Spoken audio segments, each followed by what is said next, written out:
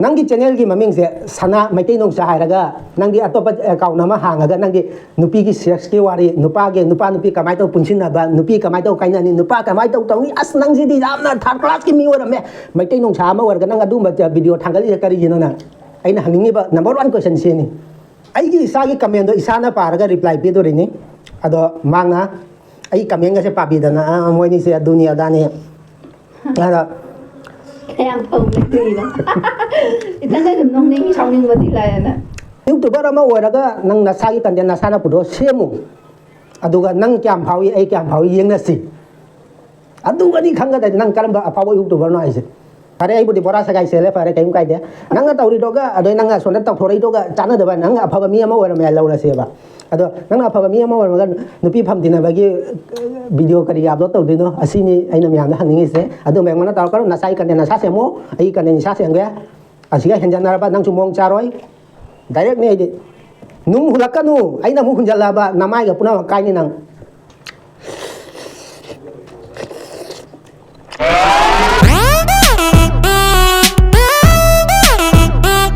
Ahmad channel को यंगी इचे चल इसे नाव मैम मनी मुकबांग चैनल तराम नौचरी मैम मैम की दाउदा अनौब मुकबांग पुदना लाए की मुकबांग से कहीं गानू थोंब लेरे पुरी लेरे थबी लेरे लेबू लेरे तिलौ लेरे मैम चागदी मैम अखोई वीडियो से नुंगाइबीब तारगदी लाइक तौबिरमो चैनल से अनौब फंगीब इचिनाउसिंगना सब्सक्राइब तौबिरमो बेल आइकन ताक लाउना कटक कटक लाउ ऑल तौसनबिरमो अखोना वीडियो अपलोड तौब मतमदा नोटिफिकेशन लांगनबगी मैम चाबा उरगे मतम थंगदबिदा मसे तिन जे जोले चाउरसि चाहान को ताराबा लेबु संगे लेबु से आन सुंदर हो भाई इश लेबु भाई जे जरे बुराइन तारई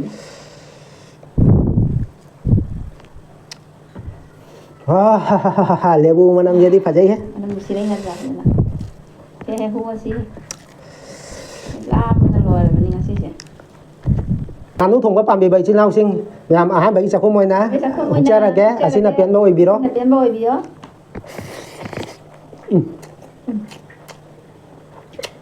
tani na lai ba ga hao ba ga Trang cả lam bao chắc ăn hả? Hảo ấy vào nó. Hảo.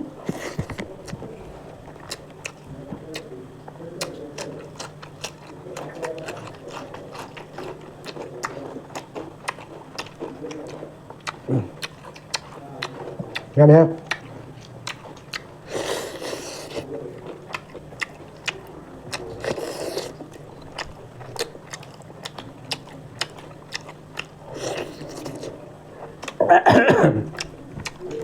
Hảo hết cái nào đấy ngon cái du đây đó hảo đấy ngon chưa ăn nữa sao chứ hảo vậy thà đây không chăng được Ado hujing matam je akoi social media je mong ma tawre isa ki content ona sembio myam mi gi video puthoga sem ga dagi kaino taw ga dagi adum ba wakhal do thadok pio sana meitei nongsa baina mana gi video akoi gi lot na chinglon naramba laisa pakang ani do ikai phijum marum da lo le da adogi isai do akoi na kaino taw gi bane ba video thang ga gi bane ba ado aina bora sagai ba set ki ba bora sagai ba set ki ba je mangna adogi kaino duga de akoi bora sagai ba dinate moina seli se akoi gi jungle da leiba gi type da akoi gi una wana set pa gumba dum ba ni ba taw ri do ado ma channel pai ni ai se ma ge subscriber ne ba ise ado mang sumai taw rong ne tha ja de meitei ama waraga asam gi meitei ga haira da mang na video ja thangali ado aina khwai de nong ning gi bai bu kai no hongra ai gi sa gi comment do isa na paraga reply pe do ri ni ado mang na ai comment ga se pa bi da na moi ni se dunia da ni ada yang thong le ti na ita na dum nong ning chong ning ba ti la na ai gi comment do ina pa ga da ni ba ado nang na ga pa bi na ga oja sa na ga le ram ba do oja oja khuranjari khut oi na ta kom tang ga sai ado nang je ngak ta ba ding ngam de sa pa han go nang ju channel bai ni ju channel bai ni ai na nong na kya rang message ta re nang ji jam chok tok pa mini ko ai khang he message se jo ai so na site ta kaino tor nang gi number lai ta na te nang gi number lai puna ma sai ta tholam ga myam jeng biro aina mong da request myam tong jabani ke whatsapp ta ina text tha ge ba se mang receipt ti taw re taw raga duga reply halak ta ba hai ta ne ko ki na taw ira kai dawi badi adu di khang dre ado ai gi comment pa bi wai na aina nga kha charam pi ge tak chabi ro do ai comment je ai pa ngam je dre comment je jaman gi da phabo phatabo myam ma lai ta na asi ga pa ba ngam dre ba ado aina ai comment yam tang meitei nongsa amtang pabiro aina nangona pigi bado nga kha chara am pigi bado ai comment pabiro aina do nga kha chara dom jara amtang video ro sembiro ado thank you wai jaga ado aina kwai de nongning me de nangi channel gi maming se sana meitei nongsa hairaga nangi atopa account nama hangaga nangi nupi gi sex ki wari nupa nupi kamai to punsin na ba nupi kamai to kaina ni nupa kamai to tong ni as nang ji di jamna third class ki mi ora me meitei nongsa ma warga nang adu ma video thangali kari jino na aina hangingi ba number 1 question se ni ado anyway jabo erasu kenobo erasu aina di nangona text tok jagi bani whatsapp ta nang reply halakte ai adu bo hai ge video share mani reply halakta ba tar ga di ai haja gi bani ado nang chu nang thok pa taw ai thok pa taw ga ado aina khwai de chongni se kaino nang nasa youtuber ama ni youtuber ama oraga nang nasa gi content nasa na pudo semu aduga nang kyam phawi ai kyam phawi yeng na si aduga ni khanga da nang karamba apawo youtuber no ai se ningonda sitha du sar guna sa gi do hana jengo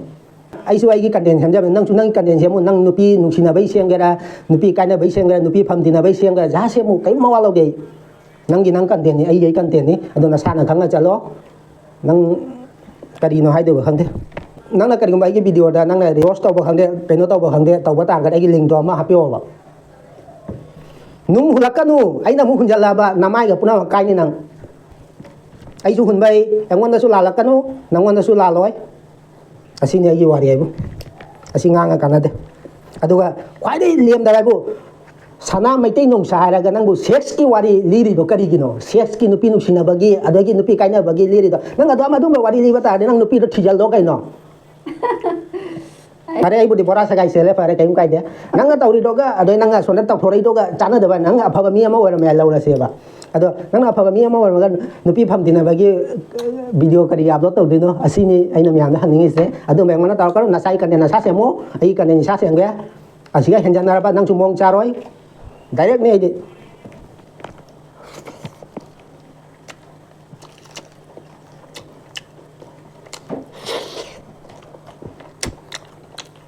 mi ama gi video nang thang ai gi authority jaw ra ba nang ai gi aya ba jaw ra thang bra ba nang angwa da hangam basu lai te ro nang kari marang gi thang gali no se ni ba mai thì là bill khô như vậy bill đa như vậy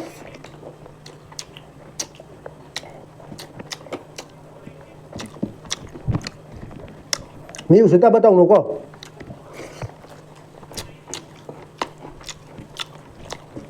nang kai no kari no puno khang nang number se jo ai kana de lau re no nang na sa tong khang ngani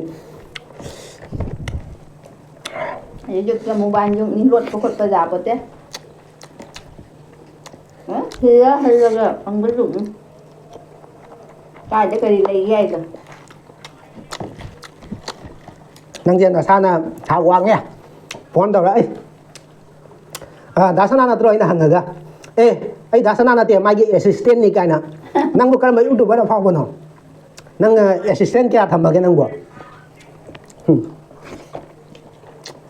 isa gi content na sang jing na si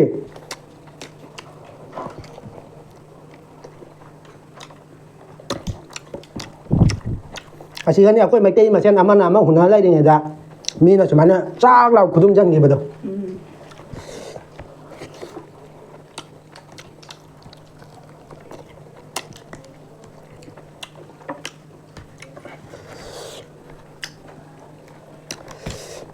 jam henjala kanu henjala ba puri he na ma tha lok thara kani tha như nuôi anh cháu kìa pamui puri nghĩ quán nó khổ giờ là cái anh cháu này cả này nữa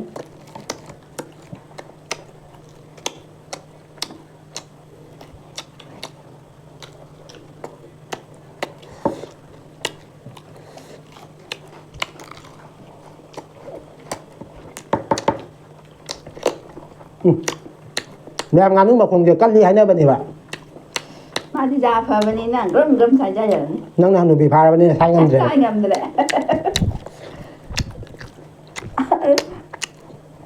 ꯊꯧꯗꯤ ꯐꯖꯅ ꯂꯩꯇꯦ ꯑꯩꯒꯤ ꯀꯃꯦꯟꯗꯣ ꯑꯩꯅ ꯄꯥꯖꯒꯗꯕ ꯃꯥꯅꯒ ꯔꯤꯄ꯭ꯂꯥꯏꯒ ꯍꯟꯅꯒ ꯇꯧ ꯂꯩꯔꯝꯃꯤ ꯑꯁ ꯗꯁꯥꯅꯤ ꯇꯧꯏꯁꯦ. ꯃꯊꯧ ꯂꯩꯇꯅ.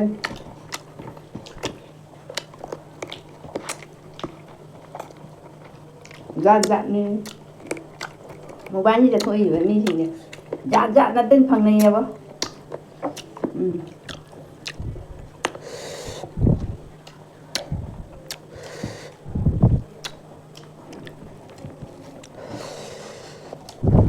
ꯀꯔꯤꯅꯣ ꯍꯥꯏꯗꯣꯔꯤꯕ ꯅꯪꯁꯨ ꯅꯪ ꯊꯣꯛꯄ ꯇꯧꯔꯣ ꯑꯩꯁꯨ ꯑꯩ ꯊꯣꯛꯄ ꯇꯧꯔꯛꯑꯒꯦ ꯆꯥꯡ ꯌꯦꯡꯅꯔꯁꯤ.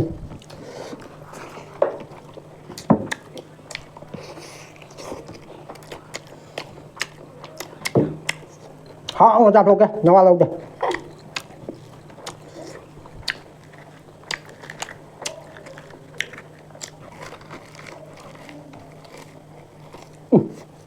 하고 뭐 제국부 더운데 아 너무 맛있어.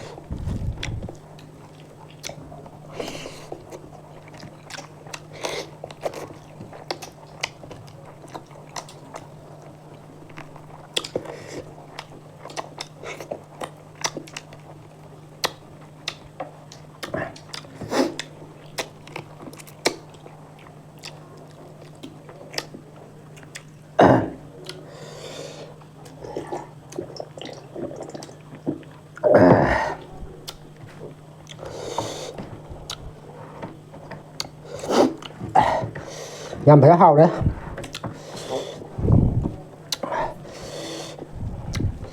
Một lục super chứ. À sao? Nang đi cha cả cha rồi mày này. Nang ngã gì nó nôn cha đây này.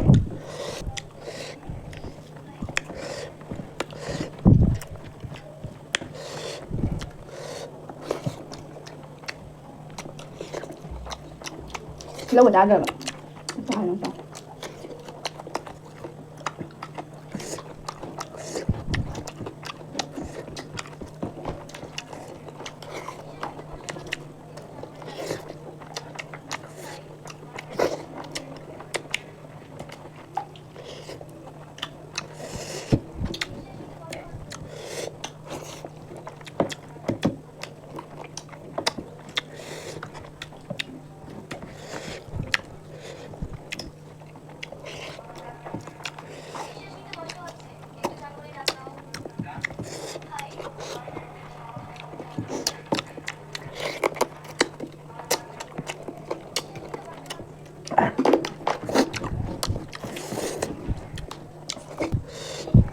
Xin mà ngay, để nó hậu trai chứ.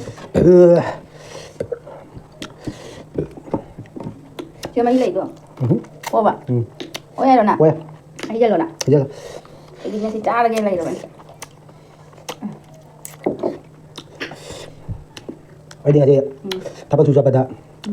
Cái nó giá sát này. Biryani giá sát này. Thì mày làm sao cho anh hiện mà này. ꯏꯁꯥꯒꯤ ꯍꯥꯎꯋꯤ ꯌꯥꯝꯅ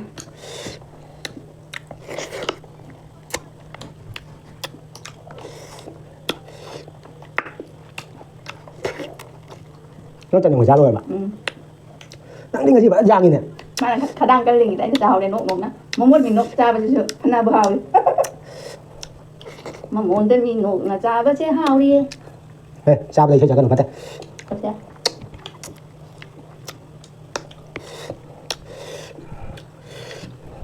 Một chút xa đấy, qua trăm mấy nghìn tầm này.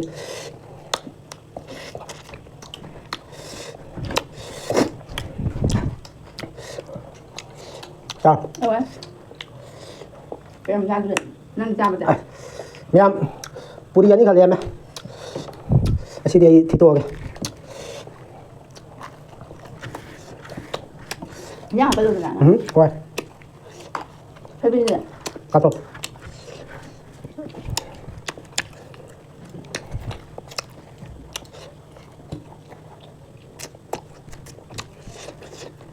Cắt rồi. vẫn nhẹ nhàng nhỉ cho cái rồi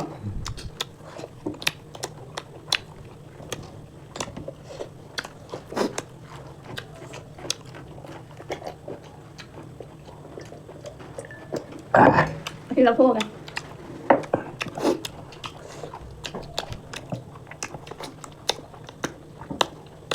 Miam,